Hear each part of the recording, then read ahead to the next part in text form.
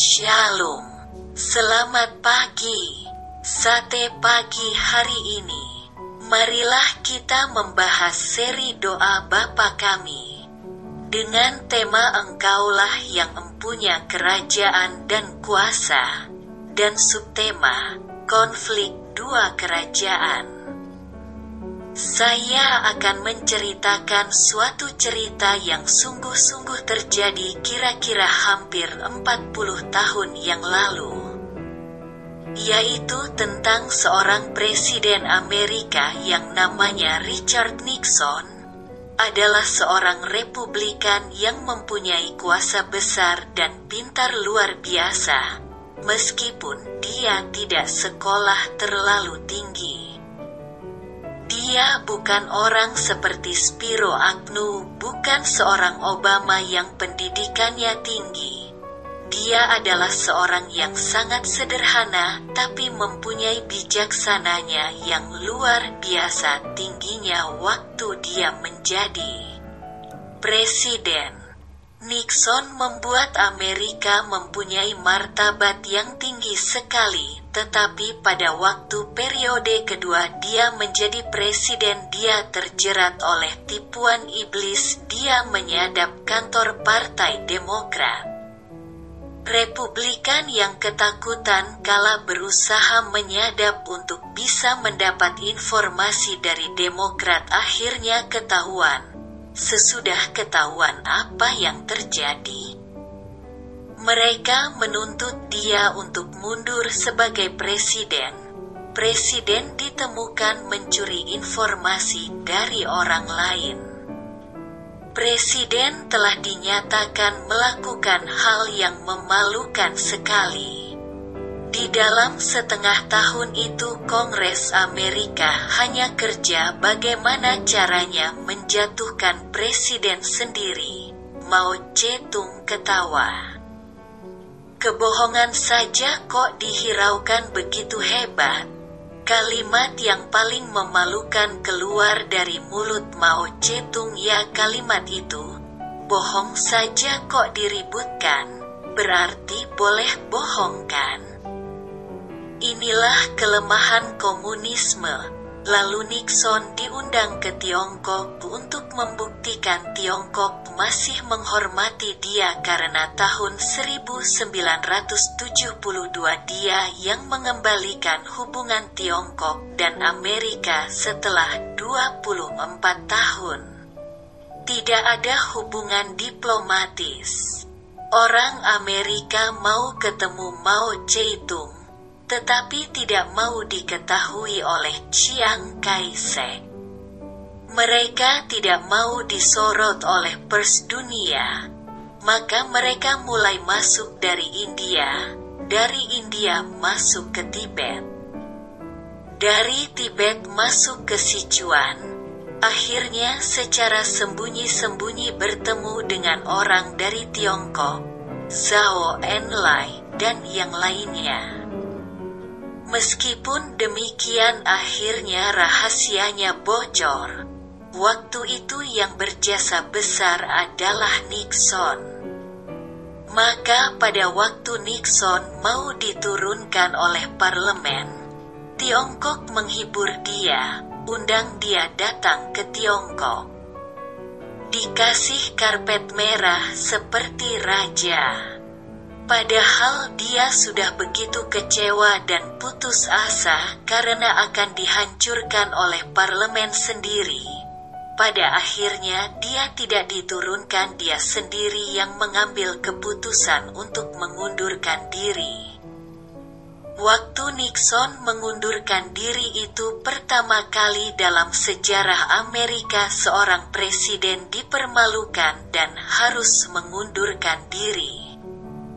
Ada informasi dari orang dalam, seorang pembantu White House yang melihat Nixon sebelum tampil di TV untuk mengundurkan diri menangis dengan suara keras menderu-deru di White House. Hari itu saya ada di Singapura. Saya mendengar langsung siaran Nixon mengundurkan diri. Waktu itu saya tidak pernah melihat orang yang mukanya begitu pucat, begitu jelek, begitu sedih, begitu menakutkan. Mukanya murung sekali. Di situ kita melihat dosa mempermalukan orang.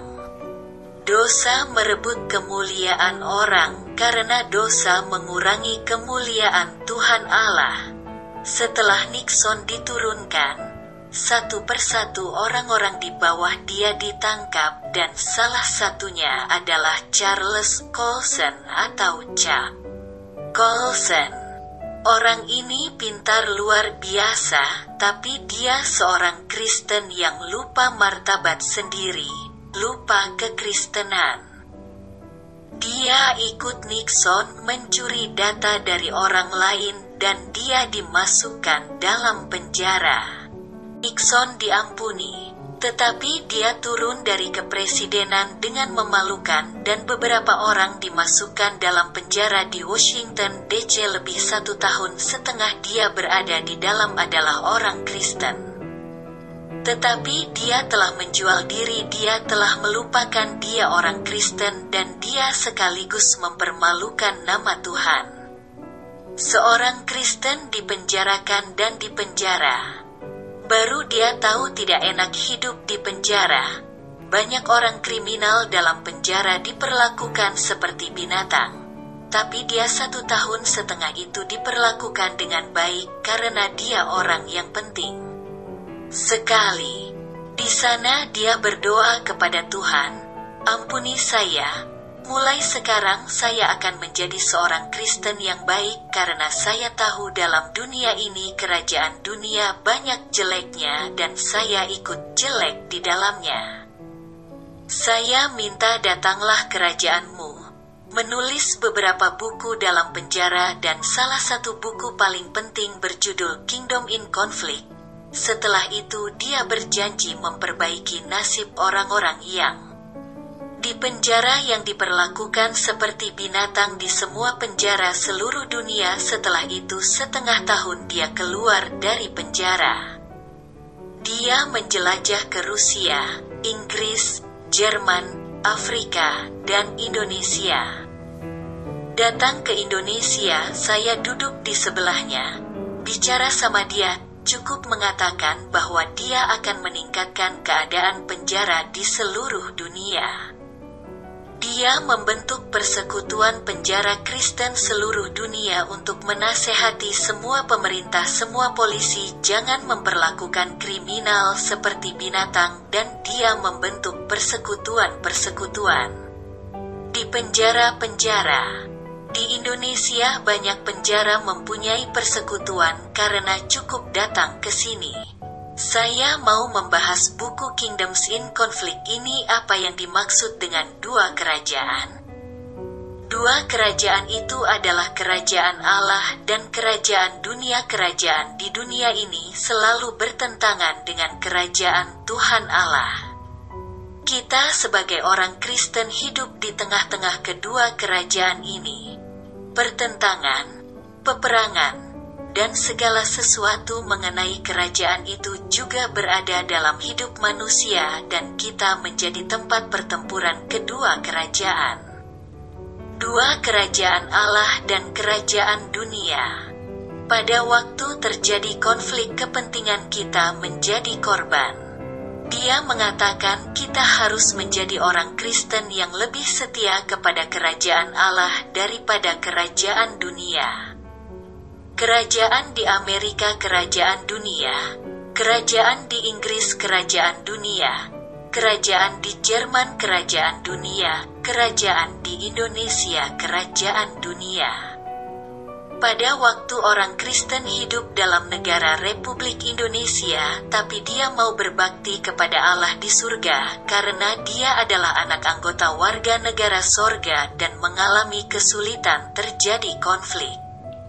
Buku ini sangat indah dan buku ini meskipun bukan ditulis oleh seorang sosiolog tapi mempunyai pemahaman dan pandangan teologi yang sangat luar biasa.